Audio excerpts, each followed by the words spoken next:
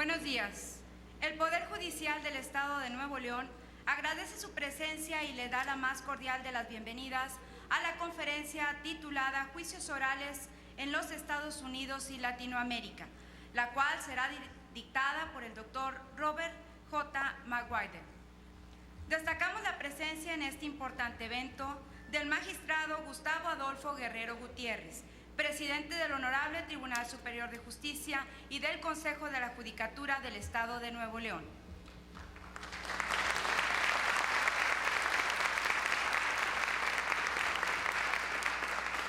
Con nosotros también nos acompaña el día de hoy el licenciado Francisco Javier Gutiérrez Villarreal, consejero de la Judicatura del Estado.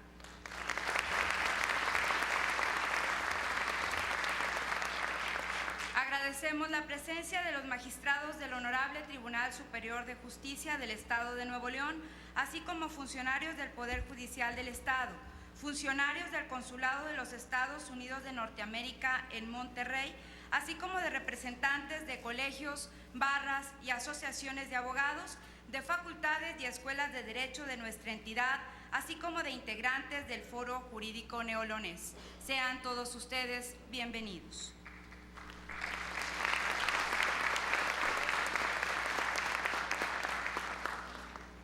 El Poder Judicial del Estado de Nuevo León se ha identificado siempre como un ícono importante a nivel nacional, por ser innovador y transformador en múltiples aspectos, involucrando entre ellos lo que a sistemas procesales se refiere, siendo pionero al incursionar en la oralidad a partir de que ésta fue implementada en el procedimiento penal en el año 2004.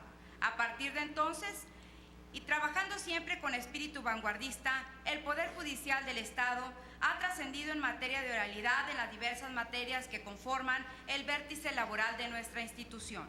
Hoy, y en tiempos en que la aplicación del derecho ha sido objeto de una gran transformación relevante e importante generada a partir de la reforma constitucional del año 2008, esta institución jurisdiccional, preocupada por la capacitación y actualización tanto de sus integrantes como de aquellos que se encuentren interesados en la temática que envuelve el presupuesto de la oralidad, ha tenido a bien organizar el evento que el día de hoy nos concurre. Escuchemos en primer término las palabras de nuestro consejero de la Judicatura, el licenciado Francisco Javier Gutiérrez Villarreal.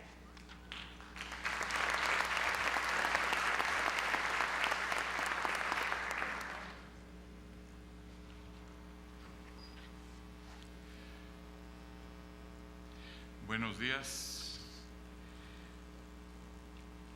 señor presidente del Tribunal Superior de Justicia y del Consejo de la Judicatura del Estado de Nuevo León, licenciado Gustavo Adolfo Guerrero Gutiérrez, señores magistrados locales y federales, señores jueces locales, federales, funcionarios públicos, abogados colegiados, abogados postulantes, señor licenciado Catarino García, aquí está con nosotros, representante y responsable del CIJUPE en Nuevo León.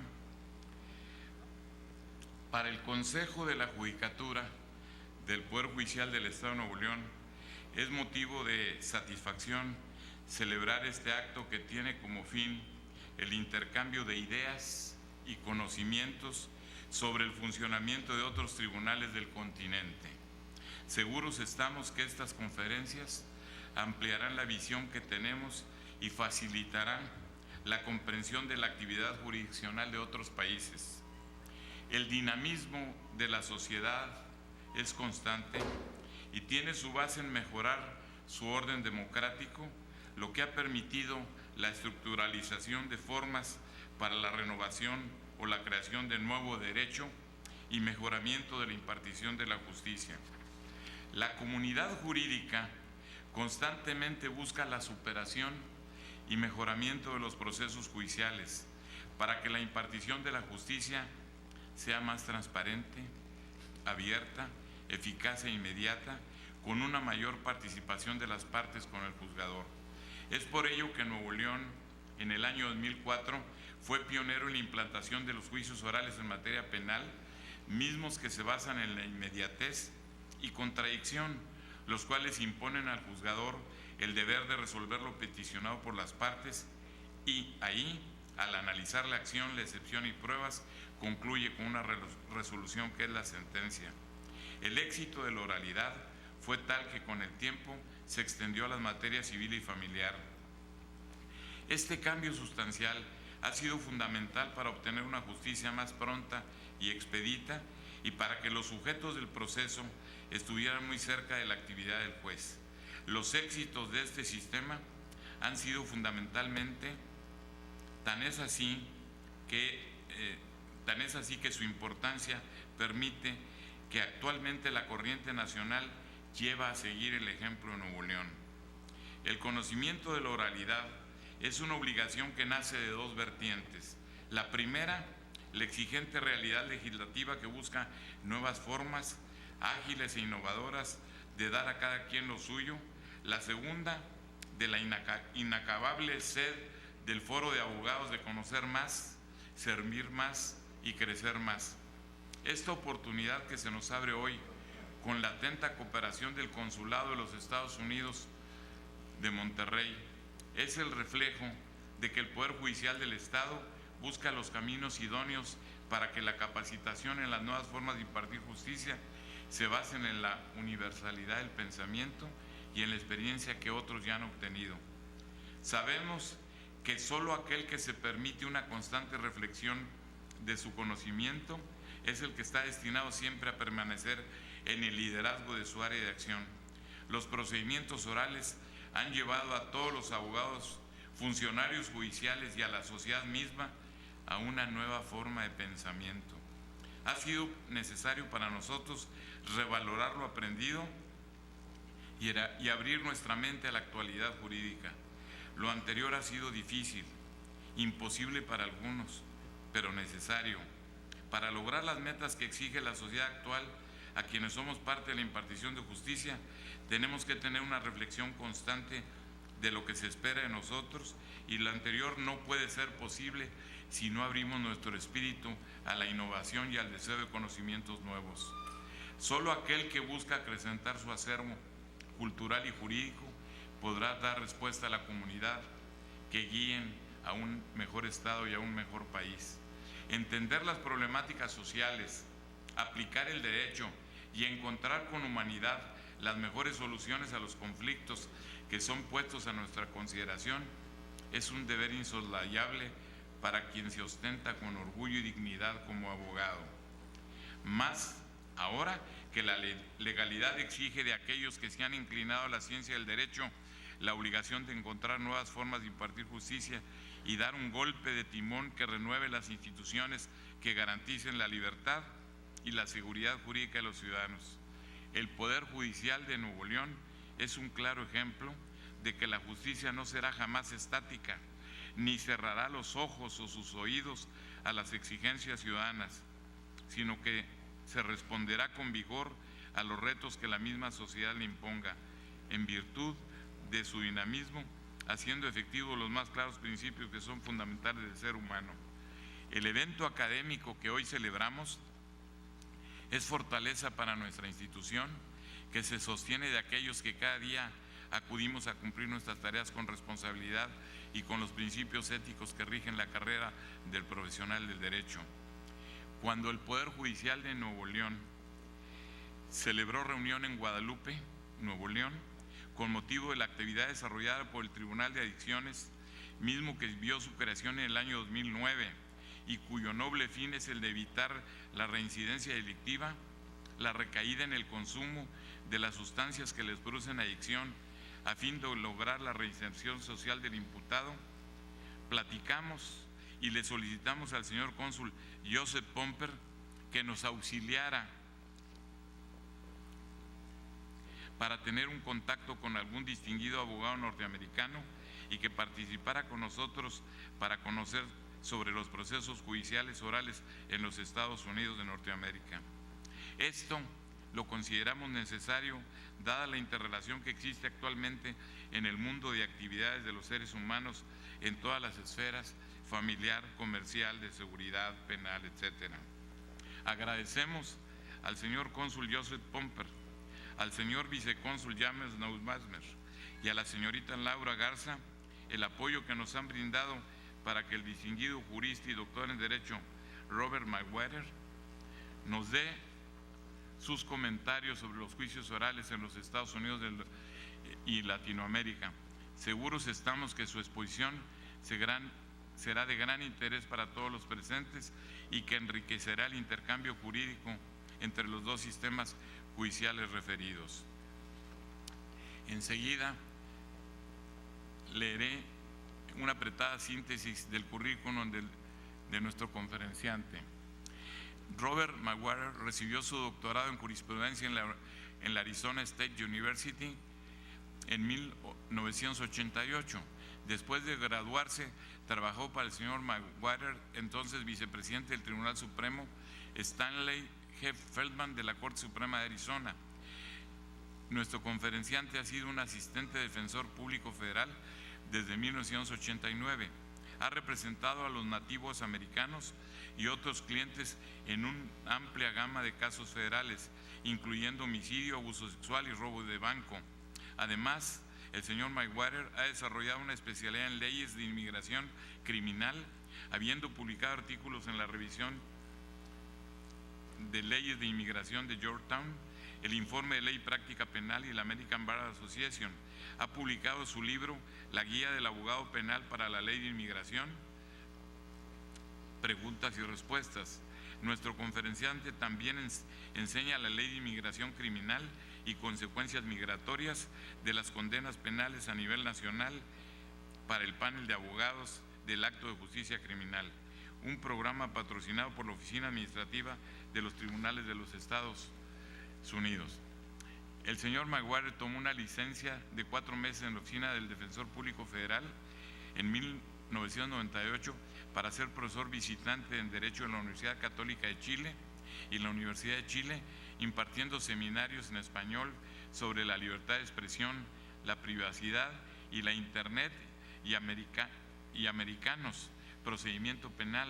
Recientemente el señor Maguire viajó a Venezuela, Chile, Nicaragua, Colombia, donde enseñó habilidades prácticas de pruebas a los defensores públicos y jueces y consultó con nuevas oficinas de defensores públicos en el marco de la reforma judicial en esos países. El señor Maguire fue también asesor de la Asamblea Constituyente Venezolana para la redacción de la nueva Constitución de Venezuela como beneficiario de un programa de Departamento de Estados Unidos. Ante ustedes le daremos la palabra a nuestro conferenciante, señor Robert Maguire. Muchas gracias.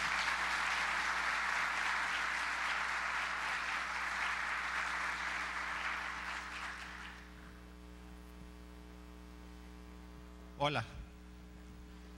Bueno, el tópico es jueces y el proceso adversario.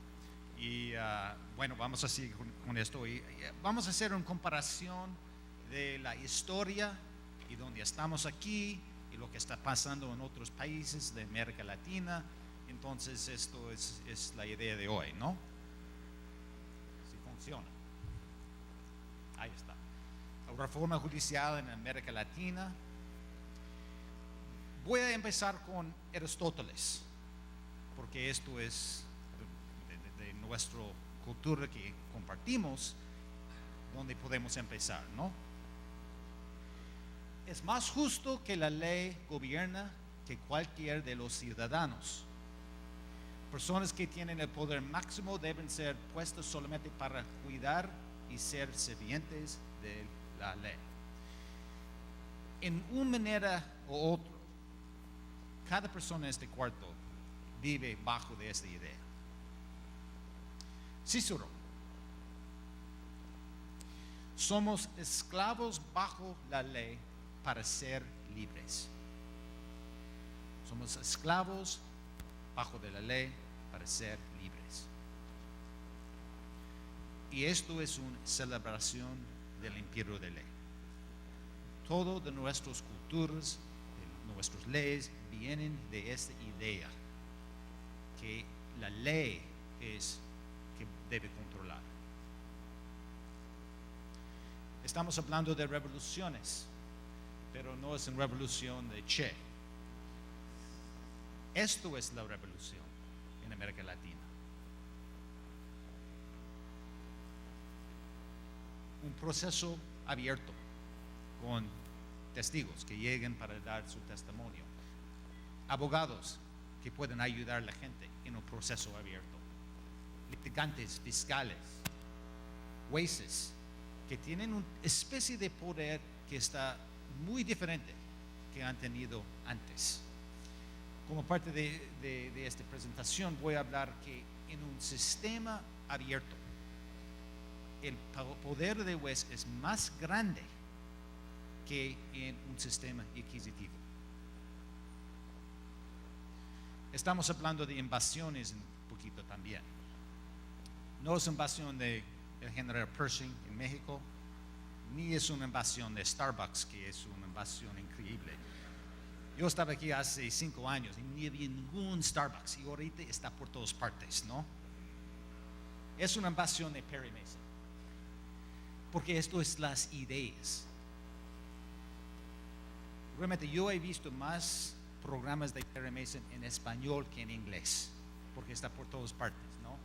Y las leyes de esto y varios libros. Es la idea de presentaciones orales. Entonces ya tenemos el juez en el proceso que está tan distinto de jueces en proceso inquisitivo. Pero yo digo que es una tradición y una cosa raíz cultural que compartimos. Es una tradición de un proceso acusatorio y abierto. Sócrates, boxeando contra los hombres. Un boxeador siempre está boxeando con hombres, no sé cómo se dice en español, pero boxeando. En su juicio en 399 BC, la cosa más difícil de todo. Yo no sé quiénes son mis acusadores y no puedo tenerlas aquí para contraexaminarles. Entonces tengo que luchar contra las sombras en mi propia defensa.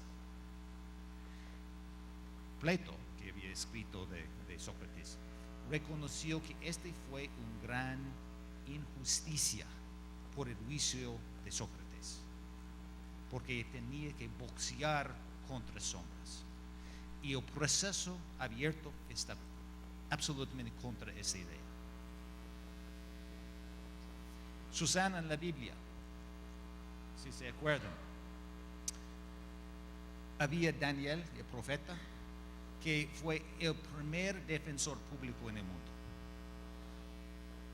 Los dos viejos estaban acusando a ella de adultería porque ellos quisieron acostarles con ella y ella guardó su virtud y dijo que no. Entonces por esto habían acusado. Entonces Daniel dijo: vamos a tener este proceso abierto, corte abierto, juicio abierto, separar los testigos, y sacaron su testimonio en los dos separados y fueron inconsistentes.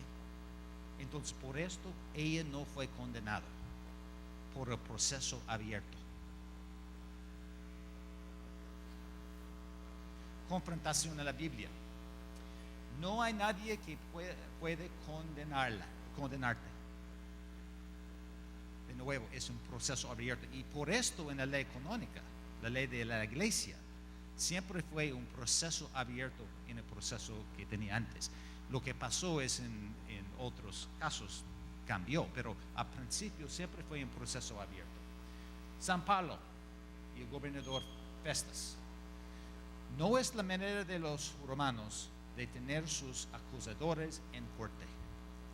De nuevo, es un proceso abierto.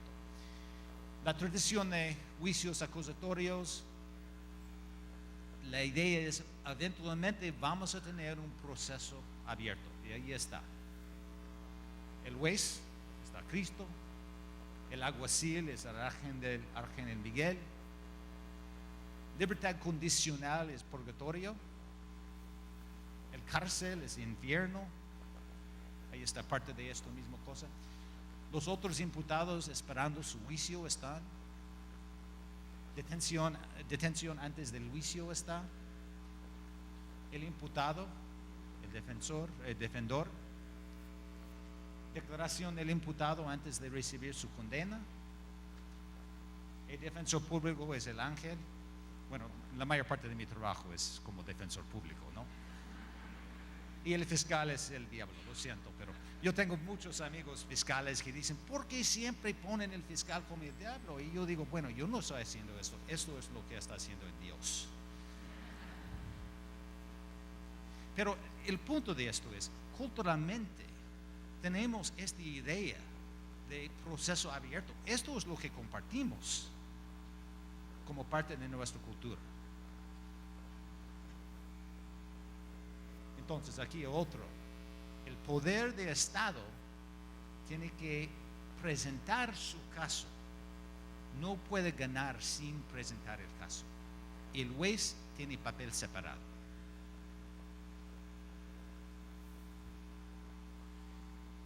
Lo que pasó en Europa empezó el modelo inquisitivo.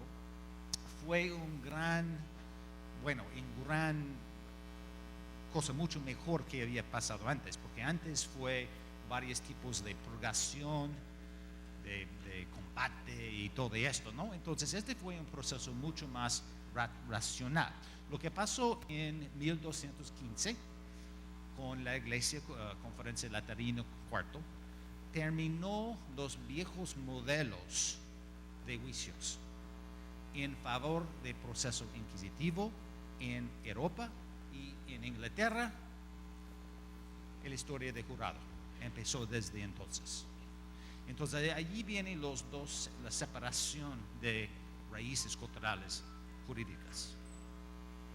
Y tenemos esto hoy día. En el proceso inquisitivo, este fue mucho mejor que antes. Fue un proceso racional. Y fue un proceso que todavía tiene mucho éxito en el mundo. Yo tengo mucho respeto por el proceso inquisitivo. Hay problemas con el proceso inquisitivo, pero puede funcionar bastante bien. En Francia, por ejemplo, la muerte de Princesa Diana fue hecho por el proceso inquisitivo. Bueno, el problema es que se pueden manipular este proceso, porque está cerrado. Ahí está Galileo al frente de la Inquisición. También el otro de Galileo.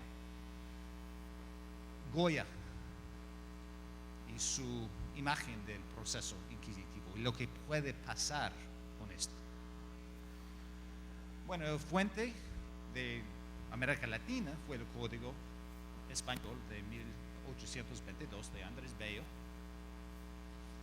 Y los códigos de América Latina fueron basados en esto.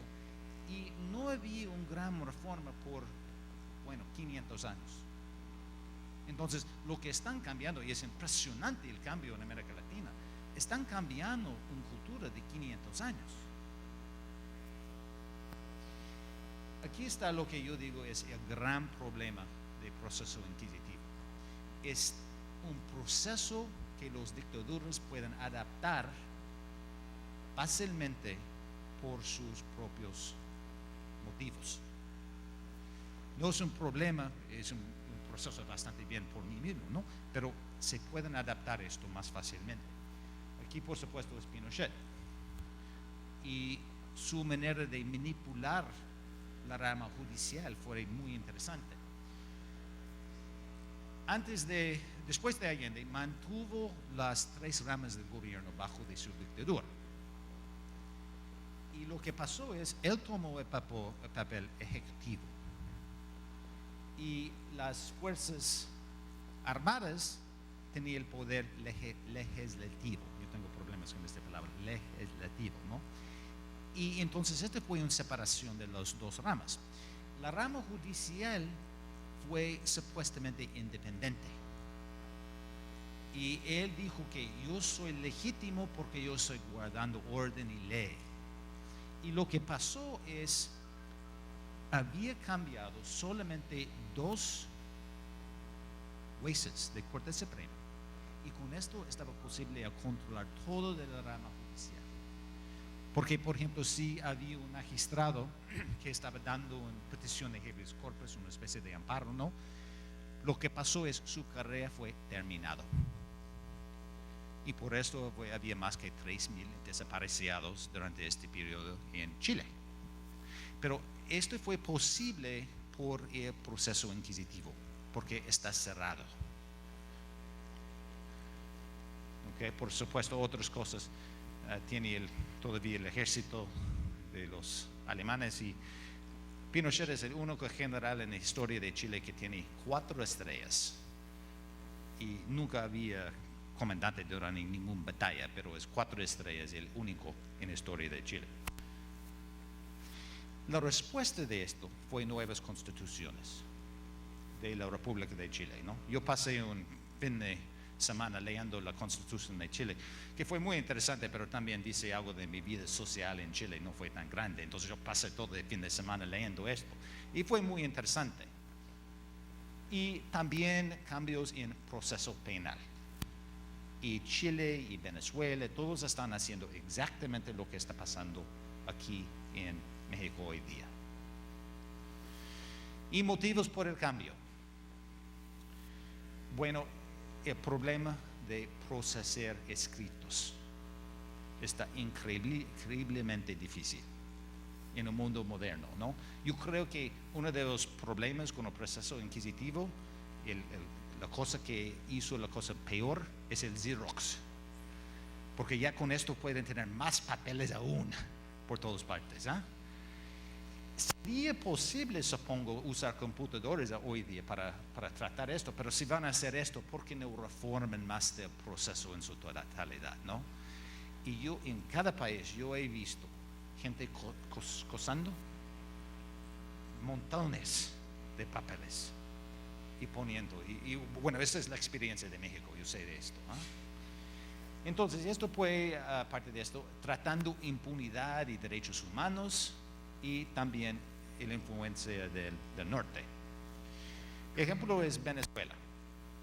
En 1998 había 32 prisiones que tenía 902,000 personas en la prisión. Solamente 8,000 y medio más o menos estaban después de un juicio.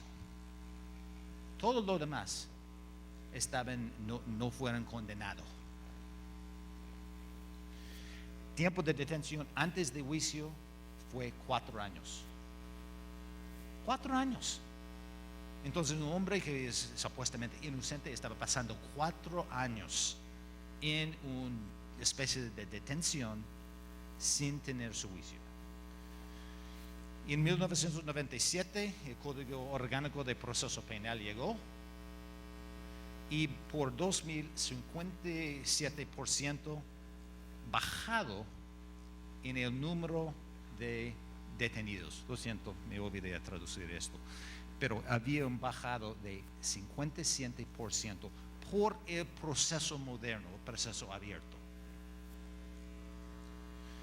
Impunidad. Esto es en Colombia. ¿Se acuerdan? Ahí están las fotos de miembros de Corte Suprema y otra gente que fueron matados por el ataque de narcoterrorismo. Entonces, para responder a este tipo de impunidad, se pusieron cambios en su código a tratar, nuevo Código de Procedimiento Penal. Esto es muy interesante. La mayor parte de los códigos de América Latina tienen escrito adentro, y me imagino que está igual aquí, maneras de resolver el caso.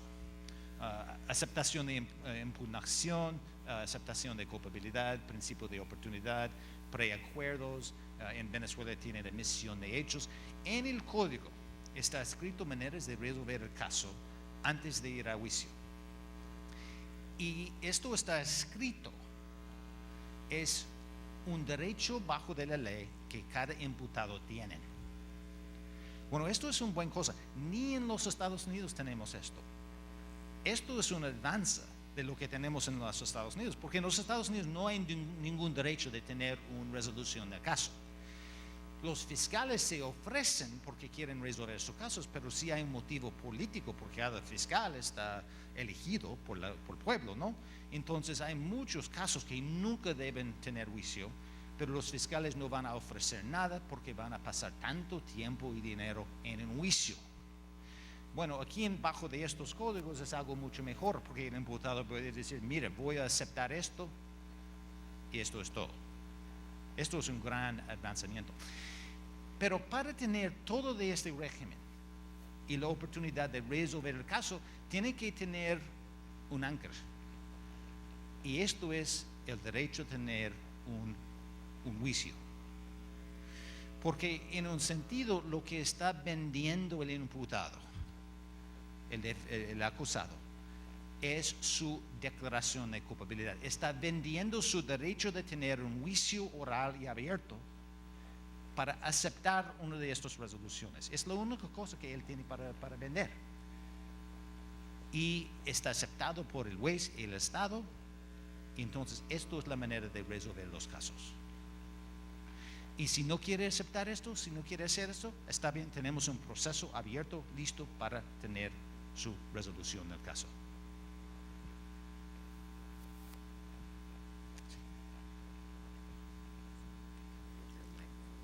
Oh, ok. Lo siento, tengo que tener el micrófono más cerca. Okay. Bueno, El Salvador tiene mismos problemas en términos de impunidad y todo lo que está pasando.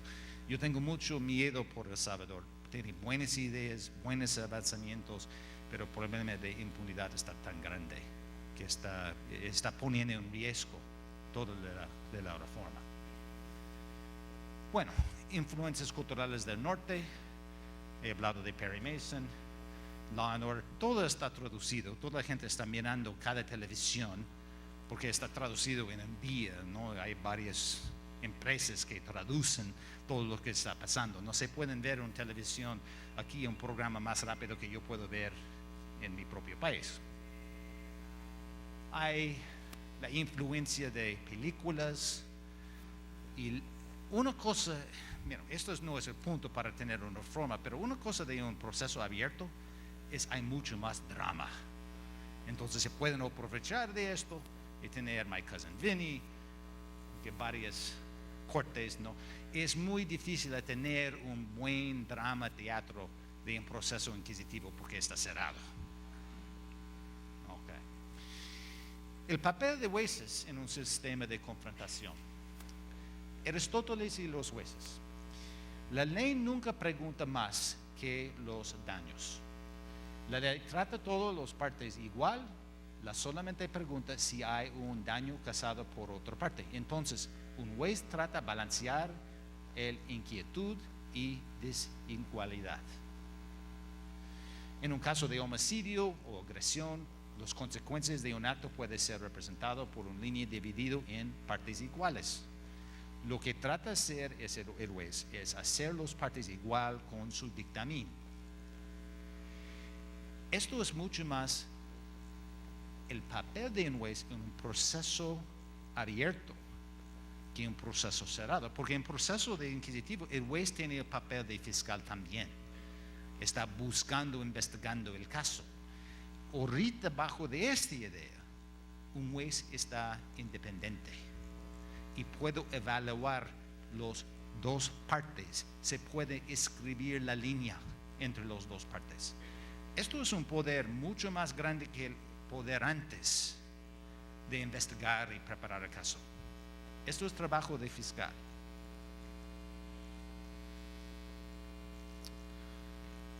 El juicio es para decir un caso como hubiera hecho un legislador si el Congreso estaba en el juicio. Entonces casi tienen un papel delegado por la rama legislativo ejerciendo su trabajo como juez. Y es el poder de ser un piro. Esto es un gran poder. No puede hacer el gol, yo entiendo, pero tiene el poder para guardar el sistema y decir lo que es justo. Poder de juez es poder de decidir. Por no ser un parte, un juez tiene más poder aún bajo de este sistema. Porque mucha resistencia muchas veces con los jueces del poder inquisitivo, voy a perder mi poder de investigar, de controlar la policía, etcétera, etcétera. Pero en realidad es una manera de ganar mucho más poder.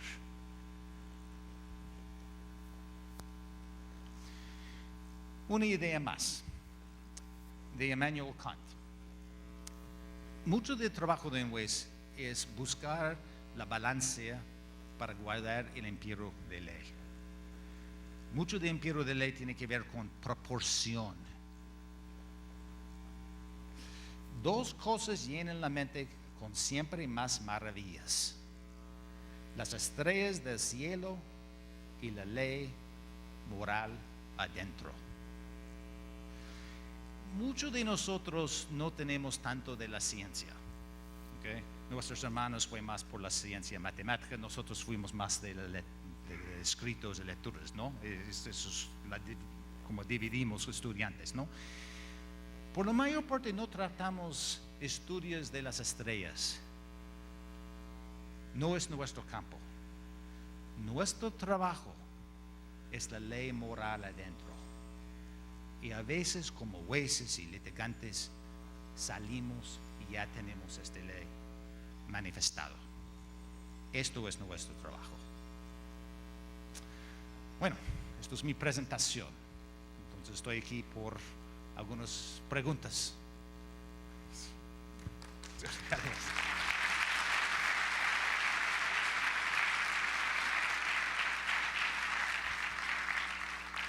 Y lo siento por lo que no estaba traducido o traducido mal. Yo estaba trabajando muy tarde en la noche arreglando esto, pero ¿cómo queremos tratar? ¿Con el micrófono? Okay. Bueno, sí, señor.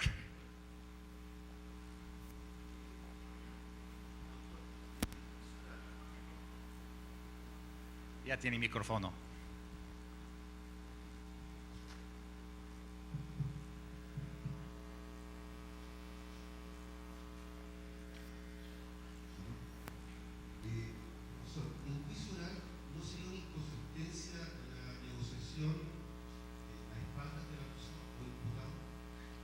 Ok, la pregunta es inconsistente y no, si entiendo su pregunta, la idea es, está negociando como un culpable. Yo soy culpable, yo quiero sacar lo mejor, ¿no? Fiscal, defensor Sí. y el acusado no sabe nada. Ok, bueno, la respuesta es no, no veo inconsistente. Pero hay muchos de la ética de los papeles, ¿no? Y es interesante porque durante el proceso de preparar un caso pasa mucho tiempo en negociación y cómo resolver el caso. La mayor parte de mis casos, yo diría 98%, 99%, resuelven en los Estados Unidos en tratos, en convenios. Entonces están en posición de negociar el caso, pero cuando llegan a juicio, después de negociar, si soy culpable, yo quiero algo mejor para resolver el caso, pero cuando lleguen a culpable a un juicio, yo soy inocente, yo soy no culpable, ¿no? Esto es mucho de los papeles de los abogados. Yo soy el representante negociando, no soy el parte técnicamente que está declarando inocencia o culpabilidad. Entonces, sí. Esto es una pregunta interesante de ¿qué es la verdad? ¿Se acuerdan cuando Poncio Pilato dijo a Cristo ¿qué es la verdad? Y técnicamente no respondió. Entonces, ¿qué es la verdad? Tratamos en un sistema, en cualquier sistema inquisitivo, con algunas ideas, bueno, esto es la verdad, los hechos, pero tenemos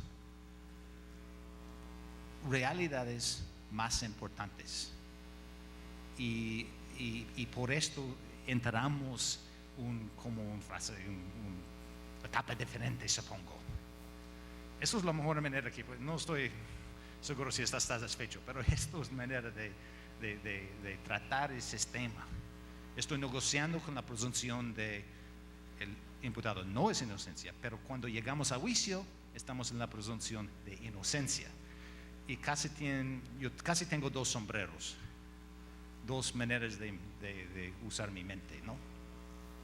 Esto es de una manera, una función del el juez en el proceso inquisitivo. Tenía, bueno, dos líneas en su mente: la presunción de inocencia, la carga de prueba, pero además estaba dirigiendo. Okay. En este papel tenemos los abogados ahorita y el juez no tanto, pero ahí está. Bueno, Profesor, ¿dónde está? Ah, sí, señor. le agradecemos su presencia a todos los jueces y yo quería hacer una pregunta siguiente. Sabemos del sistema norteamericano de justicia penal, sabemos que los juicios orales son llevados con jurado y con jueces.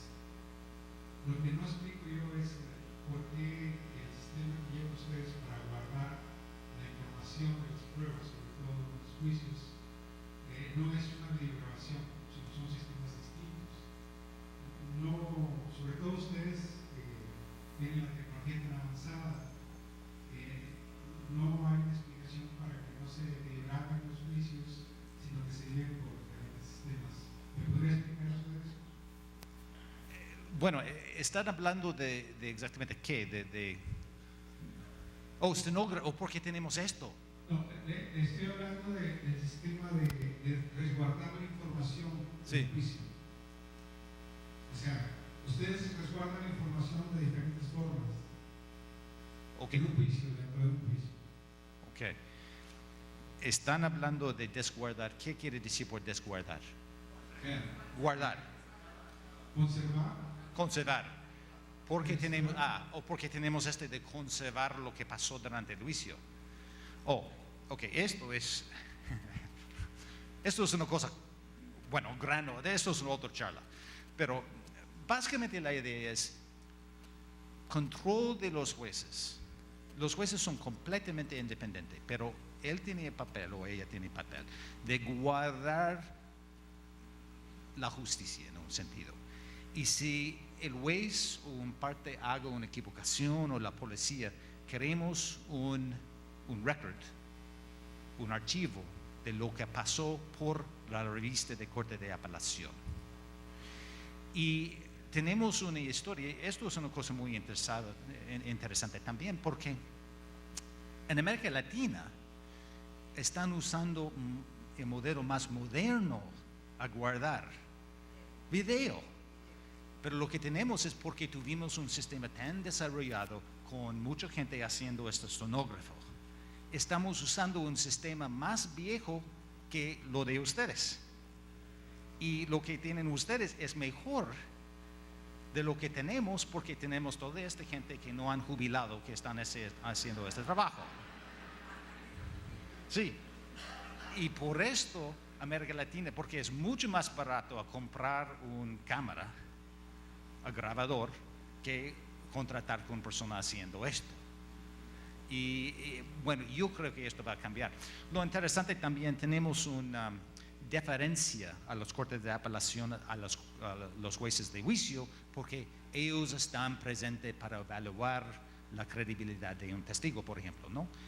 Pero yo digo, si tienen una grabación donde los 3 jueces o cualquier cantidad de jueces se pueden evaluar lo que pasó más fácilmente, entonces, ¿por qué pueden tener esto? Entonces, si quiere guardar contra prejuicios de jueces o cualquier otro problema legal, entonces, ¿por qué no tiene más amplio esta manera de revisar?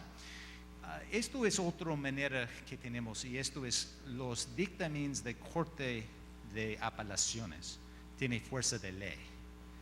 Y yo sé que esto no existe aquí, pero yo digo que van a tener mucha influencia. Y todo esto viene del hecho que está grabado y se puede hacer revisión. ¿Okay? Entonces, esto es cómo funciona esto, ¿no? Pero esto es la cosa interesante, ¿no? Doctor. Sí. Sí. ¿Sería usted tan amable en informarme de cuántos procedimientos al año conoce un juez penal, un juez civil, un juez familiar, aproximadamente? ¿Que yo he tenido o tenemos? No, que un juez. Un juez va a tener. En general. Esto es difícil porque esto depende. Mire, tenemos varios niveles de cortes. Está un sistema federal como tenemos aquí en México, ¿no? Entonces, jueces federales en mi distrito, en Arizona, tienen un montón de casos. Y los jueces que están en la mitad del país federal no tienen tantos casos porque tenemos todos estos asuntos federales, ¿no?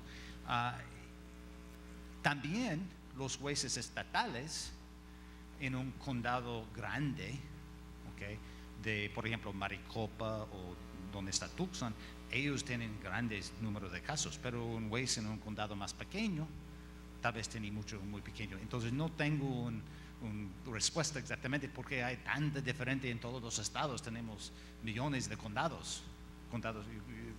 ¿Qué quiere decir condado? Es parte más pequeño de un estado, ¿no? Y en el país tenemos tantos de estos, es muy difícil, pero algunos de los jueces en el sistema federal, yo diría, yo no sé los números. Si me dan su tarjeta, yo puedo enviarse cuando regreso de los números, pero no sé exactamente, pero tienen 1 millón de casos cada año que están tratando penal, solamente penal. Entonces, sí, bueno, hablamos después, ¿no? Doctor, acá. Sí, hola. Acá. En la experiencia suya respecto de América Latina y particularmente de México, no sé si usted haya hecho algún estudio actual de cuál sería su punto de vista o la calificación que tendría México frente a otros países, me refiero a Chile, a Colombia. O sea, porque nuestro sistema desde el 2004 a la fecha ha dado saltos cuánticos, o sea, además de todas la oralidad que usted ha manejado, que la penal, la civil, la familiar, tenemos hasta la administrativa, ¿sí? Aquí en Nuevo León, no en todo México, en Nuevo León. O sea, mi pregunta era, ¿usted ha hecho algún estudio comparativo al respecto y cuál sería su opinión? Gracias. Respecto de proceso de códigos, de todo. Bueno, la mayor parte de América Latina está mucho más avanzado en su reforma judicial, en todos aspectos. Por ejemplo, Chile, yo estaba trabajando en Chile en los años 98, ¿no? Y ellos estaban en la mitad de su reforma. Venezuela, yo estaba en 99 hasta 2001. Bueno, después de Chávez, yo no tenía tanta oportunidad de ir a Venezuela, pero este proceso fue mucho más avanzado que otras partes de México, ¿no? Mire, lo que están haciendo está muy independiente. Hay influencias culturales de imperialismo de los Estados Unidos, yo entiendo esto, ¿no? Pero esto es algo completamente independiente, pero yo creo que parte de la resistencia es no queremos ser demasiado como los Estados Unidos y adaptar sus problemas, ¿no? Entonces, más sur está más avanzado en la reforma que tienen que más norte. Entonces, pero el ventaja de esto es que muchas experiencias de otros países están para aprovechar de su experiencia y cómo está funcionando sus reformas. Entonces, bueno. Buenos días, doctor. Mi nombre es Alma Garza. Ok. Felicidades por su conferencia. Mire, yo confío totalmente en el nuevo sistema acusatorio, sé que tiene muchas ventajas, pero tengo una pequeña inquietud sencilla. Todos somos humanos y somos muy vulnerables a los sentimientos. ¿Cómo le vamos a hacer para que los jueces sean totalmente imparciales y quizás no se dejen influenciar en un caso que se dé cuando un abogado es más ágil y convincente para el drama y aparte empático y otro no? ¿Cómo se solucionaría eso? La respuesta fácil es imposible. Pero lo que tiene que ser es tener un proceso y una manera de revisar el trabajo de los jueces para tratar de luchar y guardar contra esto. La cosa con un sistema de proceso, yo pienso de lo que dijo Winston Churchill una vez. Y él dijo, la democracia es la peor forma de gobernación que se pueden imaginar, con la excepción de todo lo demás. Entonces, esto es lo que yo pienso de un proceso abierto. Hay problemas y siempre tienen que guardar contra esos problemas, ¿no? Cuando está escrito, cuando algo está grabado, los jueces se ponen mejor. Bueno, si yo siento que mis madres van a ver lo que está haciendo, yo siempre reporto mejor. Y esto es igual cuando tienen la cosa grabado. Siempre tratan de portarse mejor cuando está grabado. Y esto es una manera. Hay también cuestiones de la ética y también cuestiones de...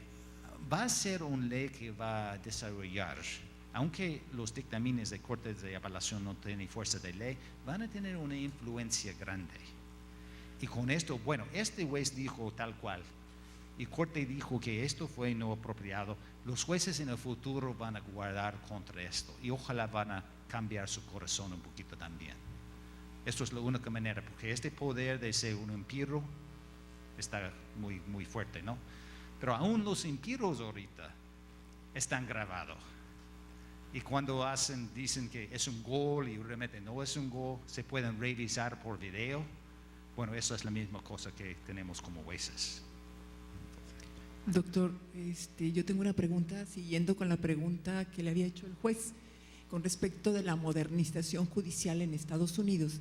¿Cómo van o cuáles son entonces los proyectos de manejar ya tribunal en línea o utilizar las TICs, las tecnologías de información y de la comunicación, para la modernización judicial?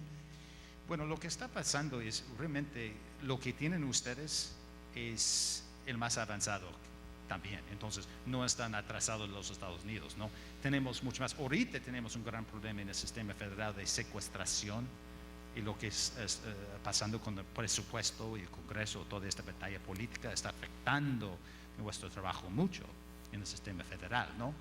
Pero en términos de modernización, nosotros realmente no tenemos, hemos tenido por más tiempo, pero no tenemos nada que ustedes no tienen. Es la gran revolución, yo debo decir, no es Che Guevara, es la computadora que está cambiando toda la habilidad para procesar los casos, ¿no? Entonces, yo no puedo ver ninguna cosa. Supongo que hay algunos procesos y maneras de tratar casos, pero esto es diferente en cada corte en los Estados Unidos, porque eso es exactamente como aquí, es un sistema federal. Entonces, yo no puedo ver nada que no tienen aquí que tenemos. Si pienso en algo, le voy a avisar. Doctor, ¿podría comentar algo sobre la prisión preventiva en los Estados Unidos? Decía usted que la mayoría de los casos se resuelven negociadamente, el 98%.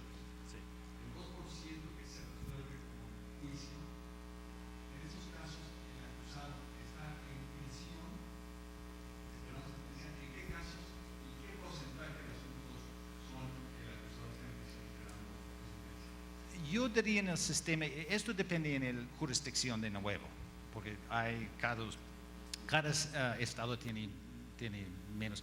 Yo diría por ciento, probablemente no más que 20, tal vez 30% están en detención antes del juicio. Tenemos todo un proceso. Tal vez esto es una cosa que tenemos diferente. Tenemos opciones de, por ejemplo, ¿cómo se llama? Los cosas no... Yeah. Cualquier cosa. Ok, esto. Entonces, antes de detención, para controlar, tenemos gente, oficiales de probatorio o evaluación prejuicio, que son, bueno, básicamente trabajan por los jueces para evaluar y supervisar los que están confrontando juicio, pero están afuera, no están detenidos. Y la cosa interesante es, todas estas maneras que supuestamente son caros para tener este máquina, está más barato que poner un hombre en cárcel esperando su juicio. Entonces hay un detalle de permitir la libertad bajo de un régimen. Entonces, pero yo diría probablemente no más que 20, tal vez 30% están detenidos antes del juicio. Pero es una cuestión de jurisdicciones, ¿no? Buenos días, profesor. Me gustaría que nos dijera cuál ¿cuáles son los vicios o defectos en su sistema en los que podríamos incurrir nosotros y de lo que usted advierta y que nos pudiera aconsejar que no cometamos esos vicios o errores? De los grandes vicios y errores de los Estados Unidos, hay muchos que se pueden hacer para Sí, evitar pero alguno que se destaque, que nos pudiera influenciar negativamente, que pudiéramos nosotros evitar. Yo creo que la cosa más importante es evitar cualquier cosa que no es abierto. Entonces, si todo está…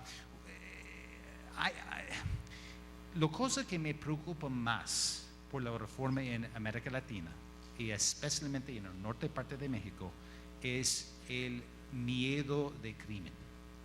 Entonces la gente dice, ¿qué importa todo este proceso de justicia, proceso abierto, etcétera, si hay impunidad tan grande por homicidio? Ese es el problema de El Salvador también, ¿no?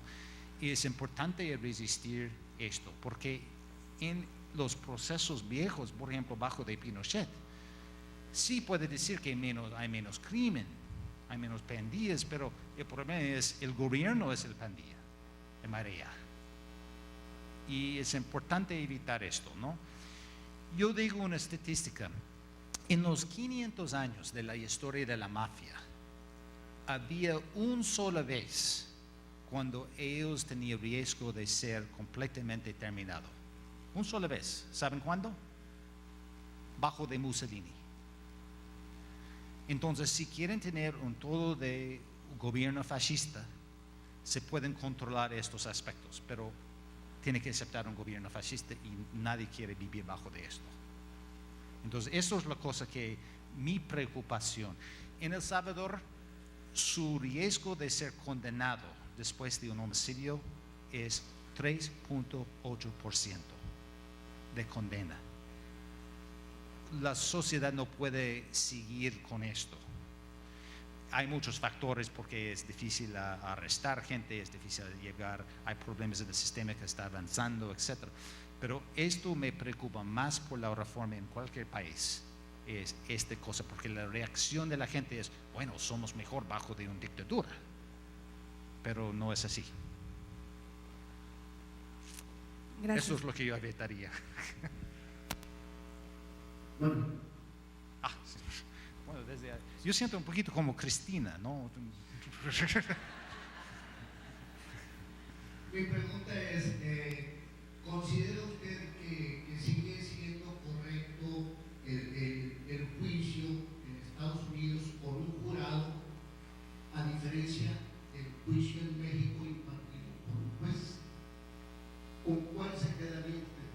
¿Tienen ustedes o con el juez? Esto es interesante. Yo acabo de tener un juicio con un jurado y yo siempre digo que el jurado es mejor, ¿no? Bueno, el jurado regresó en este caso, hace 2-3 semanas, ¿no? Y dijo que mi cliente fue culpable. Entonces yo estaba pensando, este jurado idea es una idea horrible, debemos tener jueces, hacer todo. Esto es una cosa interesante porque casi todo el mundo de América Latina tiene muchos problemas con la idea de jurados. Lo único que había adaptado un jurado es Venezuela. Y por crímenes que tienen una pena de más que 12 años, se pueden tener un jurado de 6 personas. Si está ahí adentro, creo que 5 hasta 12 años es un juez y 2 jurados se llaman escabinos, y si está menos tienen un juez, ¿no? A pesar de todo, a pesar de este dictamen que yo acabo de recibir, este veredicto, en el sistema de jurado, pero hay un cambio de cultura que tiene que pasar antes de tener esto en un país como México, ¿no? Yo diría, seguimos con la reforma y en algunos años se pueden hablar de esta cuestión de jurado.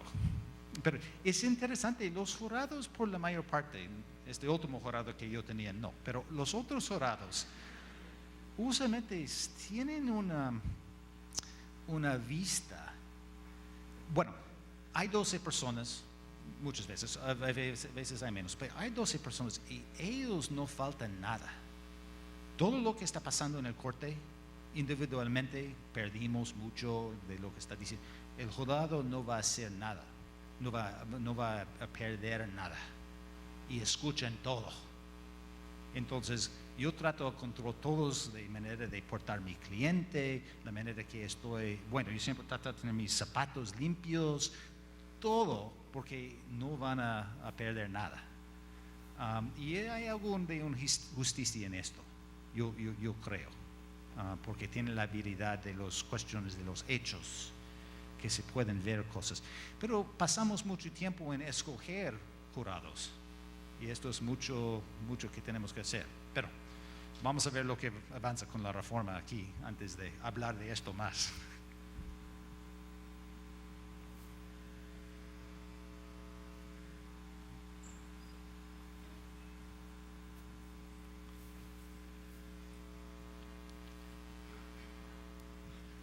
En los Estados Unidos normalmente se considera contrario a la ética y en ocasiones incluso ilegal abordar a un juez sin la presencia de la otra parte.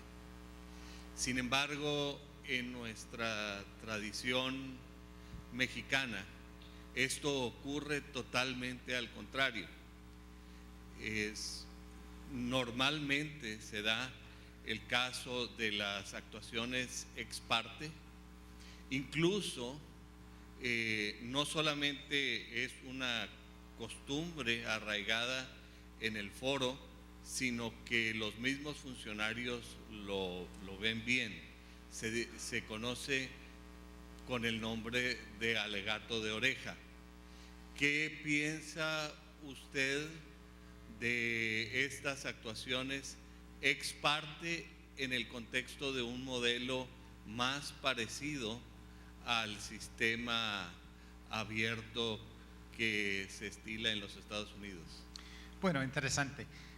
Tenemos en mi país oportunidades de comunicación ex parte con el juez, en algunos casos, pero esto es un proceso extraordinario y tiene que justificar por qué quiere la cosa ex parte. Y usualmente se justifica, por ejemplo, si tengo un cliente que está loco, que tiene problemas psicológicos, tal vez no está competente a tener un juicio. No pueden entender lo que está pasando, él cree que el juez es un árbol, qué sé yo, cualquier cosa, ¿no? Y yo quiero que el juez se permita en su evaluación, pero no quiero que el fiscal sabe esto. Y no tiene un derecho de saber esto, a este punto, ¿no? Entonces yo voy a pedir por el juez un proceso ex parte para pedir por la oportunidad de tener la evaluación de mi cliente para ver si está realmente loco o no. Tal vez el juez es un árbol, no sé.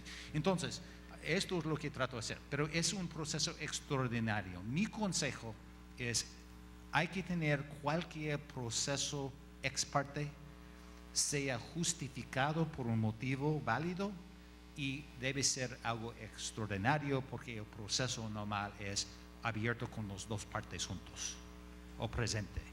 Esto sería mi recomendación por un cambio de ética y de la ley también. Entonces. Buenos días, soy José de Jesús Mendoza.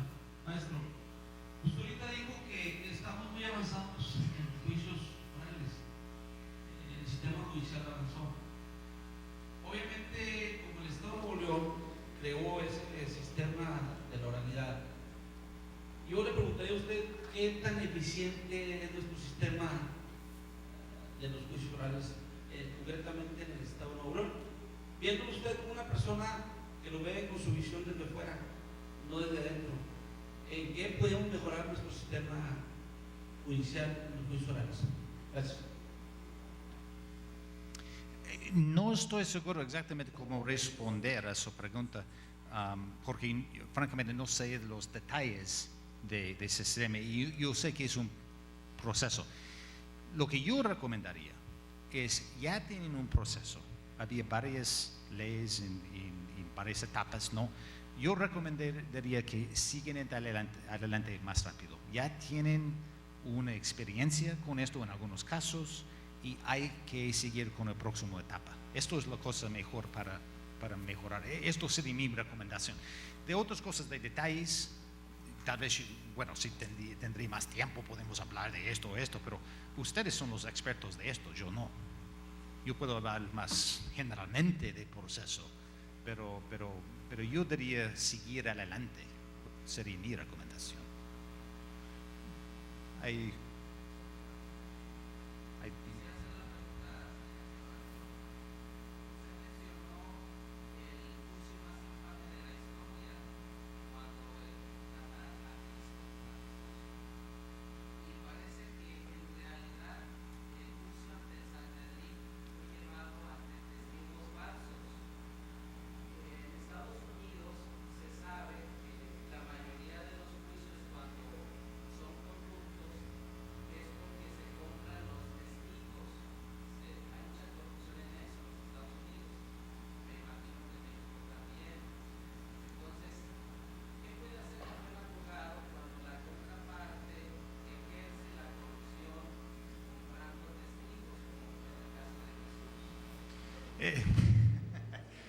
La pregunta es, en el caso de Jesús, fue condenado por testigos corruptos, comprados o cualquier cosa. ¿Y qué se puede hacer? Es un problema aún en los Estados Unidos y es potencialmente un problema aquí en México. ¿Y cómo se pueden tratar este problema? ¿No?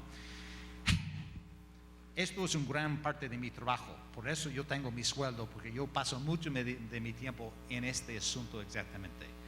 Primera cosa es tener un proceso abierto. Hay que ver todo lo que está pasando, hablar con los testigos, hablar con su cliente, hablar con todo, ¿no?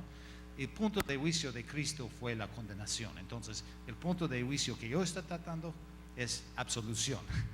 Entonces, hay que trabajar con esto, ¿no? Segunda cosa es aprender cómo hacer un buen contrainterrogación.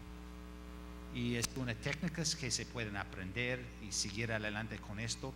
Y a veces la única cosa que se pueden hacer es mostrar estos problemas.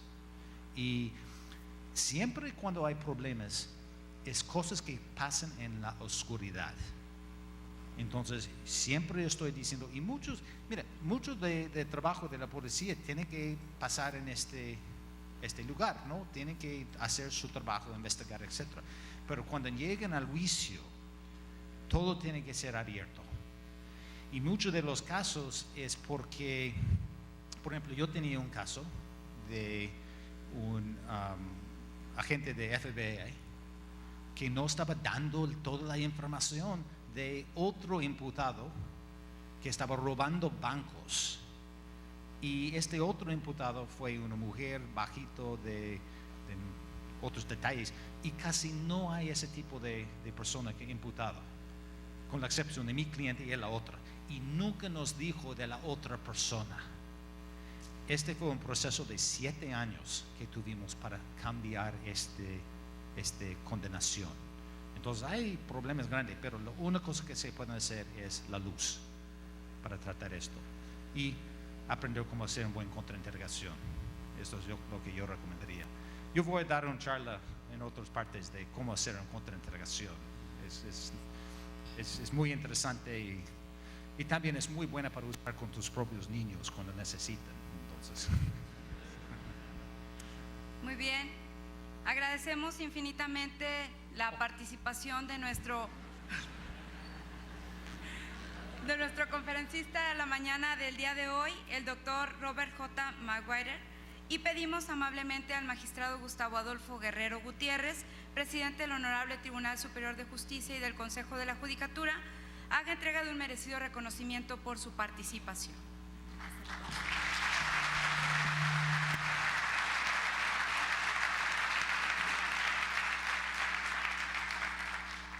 Muy buenos días tengan todos ustedes. Mis primeras palabras en este evento son para agradecer al cónsul de los Estados Unidos en Monterrey y a su equipo de trabajo por el apoyo brindado para tener acceso a la brillante conferencia que hemos escuchado. Es el deseo del Poder Judicial del Estado que esta cooperación se mantenga permanentemente, brindando al foro de Abogados de Nuevo León, de expositores talentosos como los que hemos tenido el privilegio de escuchar en esta mañana. Sabemos que hay un gran interés por parte de los servidores públicos del Poder Judicial, tanto estatal como federal, para aumentar el conocimiento en los procesos orales, su técnica y sus perspectivas en el futuro. Es por ello que el Consejo de la Judicatura, a través del Instituto de la Judicatura, así como las unidades administrativas de nuestra institución, están elaborando un ambicioso plan de capacitación para nuestros compañeros, así como para los abogados litigantes, tomando en consideración el contexto en que se desarrollan, es decir, sus cargas de trabajo, horarios, disponibilidad y estímulos que lleven a buen puerto a este plan académico. Por lo anterior, requerimos de todo el apoyo de nuestras instituciones amigas, como ahora lo ha hecho el Consulado de los Estados Unidos en Monterrey, el cual de nuevo le agradezco su generosidad. Agradezco a todos los que hoy se han dado cita en este evento, dando muestra que en Nuevo León existe el ánimo de crecer constantemente en el conocimiento jurídico. Ese ánimo es el combustible para lograr mejores resultados en la administración de justicia. A continuación, haré entrega del reconocimiento a nuestro expositor por su destacada participación. Con este documento le damos las gracias, pero también le extendemos una cordial invitación para que en un futuro podamos seguir colaborando en esta importante materia. Muchas gracias.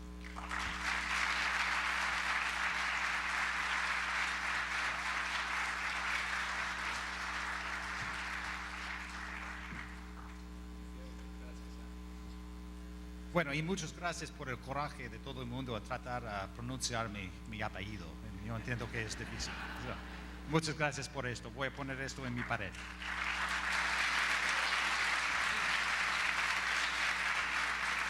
Es de esta manera como concluimos con este evento, agradeciendo su presencia al mismo, deseándoles a todos ustedes que tengan un excelente día.